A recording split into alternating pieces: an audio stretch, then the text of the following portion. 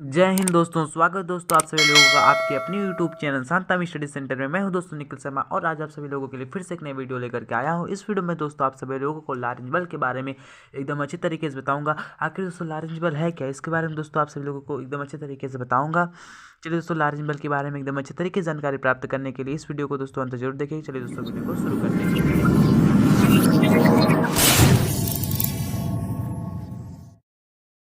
तो लारेंज बल दोस्तों, इसी लारेंज बल के बारे में हमें दोस्तों इस वीडियो में एकदम अच्छे तरीके से देखना है। चलिए दोस्तों, लारेंज बल का नियम आखिर क्या होता है पहले हम इसको समझ लेते हैं। करा यदि कोई आवेशित कण चुंबकीय क्षेत्र में गति करता है तो उस कण पर एक बल आरोपित होता है, उसे लारेंज बल कहते हैं। यानी दोस्तों देखिए क्या कर रहा है, यदि कोई आवेशित कण चुंबकीय क्षेत्र में गति करता है तो उस कण पर एक बल आरोपित होता है, उसी बल को क्या कहते हैं, लारेंज बल कहते हैं। अब चलिए दोस्तों, आपको इस तरीके से नहीं समझ में आया है, चलिए मैं आपको डायग्राम के हिसाब से मैं एकदम अच्छे तरीके से आपको समझाने का प्रयास करता हूँ। चलिए दोस्तों देखते हैं, हमने क्या कहा दोस्तों, पहले कहा कि यदि कोई आवेशित कण चुंबकीय क्षेत्र में गति करता है तो क्या दोस्तों, पहले मैंने कहा यदि कोई आवेशित कण कहाँ गति करता है, चुंबकीय क्षेत्र में गति करता है। तो मान लेते हैं दोस्तों एक हिसाब से ये हमारा क्या है, चुंबकीय क्षेत्र है। ठीक है, पहले फिगर एकदम अच्छे तरीके से बना लेते हैं ताकि आप सबको एकदम अच्छे तरीके से समझ में आए। तो दोस्तों ये हमारा क्या बन गया है, चुंबकीय क्षेत्र बन गया है। क्या बन गया है दोस्तों, चुंबकीय क्षेत्र बन गया है। ठीक है, ये हमने दोस्तों चुंबकीय क्षेत्र बना लिया। चुंबकीय क्षेत्र को दोस्तों हम किससे प्रदर्शित करते हैं, बी से प्रदर्शित करते हैं।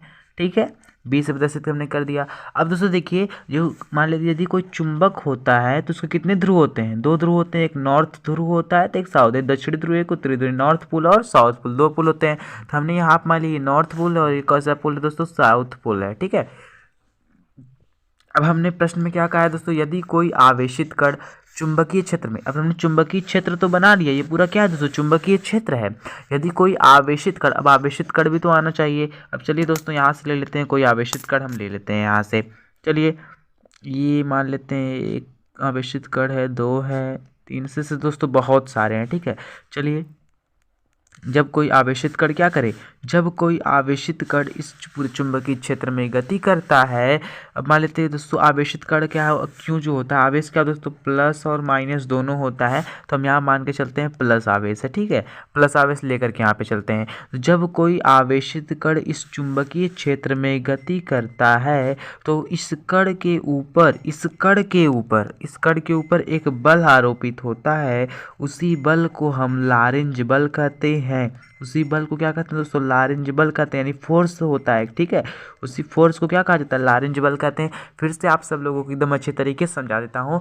जब यदि कोई, देखिए यदि कोई आवेशित कण, कैसा कण दोस्तों, यदि कोई आवेशित कण, क्यों से क्या होता है, आवेश होता है। ठीक है, यदि कोई आवेशित कण इस पूरे चुंबकीय क्षेत्र में गति करता है तो इस कण के ऊपर एक बल आरोपित होता है, उसी बल को हम लारेंज बल कहते हैं। ठीक है, अब जो ये दोस्तों ये क्यों है, ये किस जो क्यों क्या है, अब कण है, यह कण किस वेग से गति करता है, तो वी वेग से गति करता है। ठीक है, अब मान लेते हैं यदि इसको हमने ऐसे मिला लिया, इसको ऐसे मिला लिया, तो दोस्तों कितने एंगल का कोण बना रहा है, 90 डिग्री कोण बना रहा है कि नहीं, 90 डिग्री का बना रहा है। ठीक है, यानी समकोण है ये। अब चलिए दोस्तों हम इसको एकदम अच्छे तरीके से समझते हैं।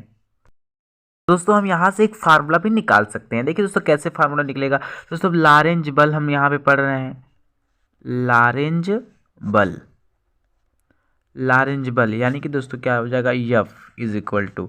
ठीक है, तो लारेंज बल यहाँ पे क्या क्या है दोस्तों, पहले देखिए आवेश है यहाँ पे, यानी आवेश को हम Q से दर्शाते हैं। अब दोस्तों गुणे, और क्या है दोस्तों, V है, यानी V क्या है दोस्तों, वेग है, कणों का वेग, V हो गया, फिर गुणे। और ये क्या है दोस्तों, B से क्या होता है, चुंबकीय क्षेत्र, B हो गया, यानी कि F इज इक्वल टू क्या हो गया, QVB।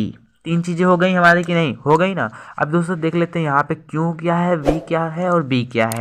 तो क्यू बराबर हम मान लेते हैं दोस्तों क्या, कणों का आवेश है, यानी क्यू बराबर डायरेक्ट लिख लेते हैं आवेश है। ठीक है, आवेश है। ठीक है, और वी क्या है दोस्तों, कणों का वेग है, क्या है, कणों का क्या है दोस्तों, वेग है, कणों का वेग हो गया। अब दोस्तों यहाँ पे बी क्या है, बी सब आप सब लोग जानते हैं क्या है, चुंबकीय क्षेत्र है। ठीक है दोस्तों, क्या है, चुंबकीय क्षेत्र है। तो उम्मीद करते हैं दोस्तों आप सब लोग को इतना समझ में आ गया होगा। ठीक है, तो लारेंज बल एफ बराबर क्या क्यू वी बी हो गया। ठीक है, यानी यही सूत्र होता है दोस्तों। इस फार्मूले में दोस्तों आप बहुत सारे सवाल पूछे जाते हैं एग्जाम में, आप उसको अच्छे तरीके से लगा सकते हैं। ठीक है, क्यू दे देगा, वी दे देगा, वी दे देगा, इस तीनों का मान दे देगा, आपको एफ निकालना होगा, या फिर एफ का मान दे देगा, क्यू का मान, यानी एक दो तीन चार चीज़ें दी हैं, जिसमें से बस केवल आपको तीन का मान देगा, चौथा आपको निकालना होगा। ठीक है, तो हमने यहाँ पे दोस्तों फिगर के माध्यम से समझ लिया, यदि कोई चुंबकीय क्षेत्र में जब कोई आवेश गति करता है तो उसी आवेश के कण पर एक बल आरोपित होता है, उसी बल को क्या कहते हैं दोस्तों, लारेंज बल कहते हैं। ठीक है, कितना सिंपल था। ठीक है, अब दोस्तों देखिए, अब उसी लारेंज बल को हम यहाँ पे एफ रख दिए, जो यह कण गति कर रहा था इसको उठा के यहाँ लेते आए, और जो वी यहाँ टपक रहा था इसको यहाँ रख दिए, और बी जो यहाँ दिख रहा था इसको यहाँ रख दिए, यानी जब बराबर क्या बन गया हमारा, क्यू वी बी।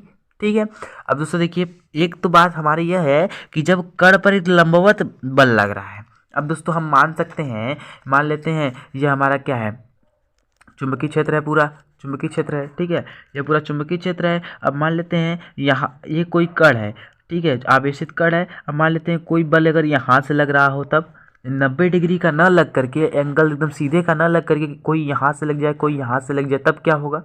ठीक है, तो उसके लिए दोस्तों अलग फार्मूला लग जाएगा। ठीक है, तो यहाँ पे लिखेंगे, यदि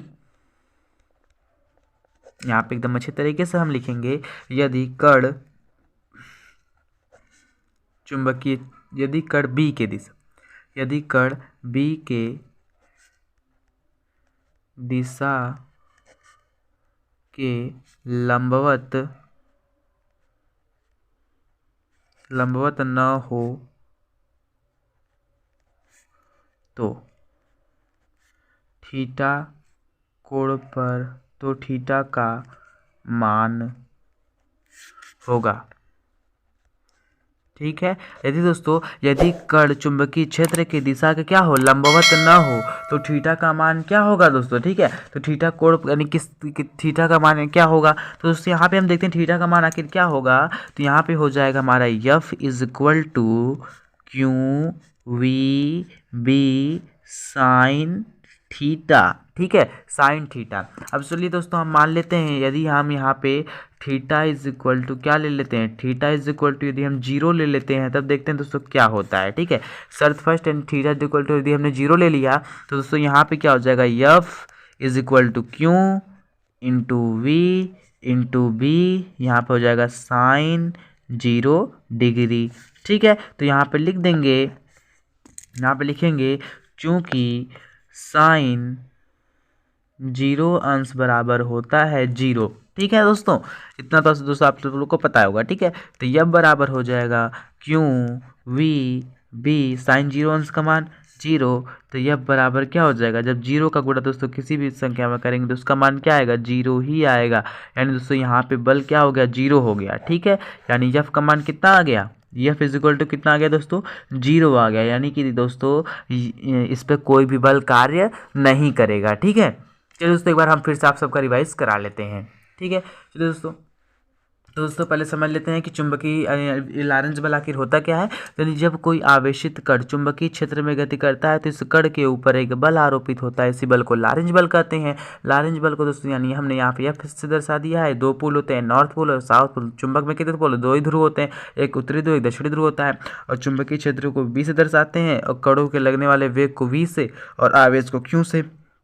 लारेंज बल बराबर यह बराबर एक सूत्र बन गया क्यू वी बी।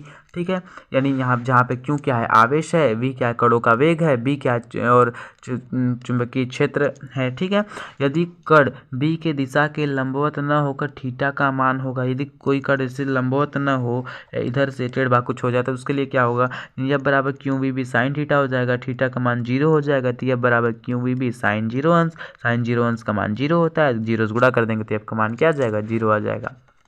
उम्मीद करते हैं दोस्तों आप सभी लोगों को वीडियो अच्छी लगी होगी। यदि दोस्तों आप सभी लोगों को वीडियो अच्छी लगी हो तो इसको लाइक कीजिए, शेयर कीजिए, चैनल को सब्सक्राइब कीजिए और बेल आइकन नोटिफिकेशन को प्रेस कर दीजिए, ताकि मैं डेली की जितनी भी वीडियो बनाऊँ उसकी नोटिफिकेशन आपके मोबाइल पर आ जाए। जय हिंद।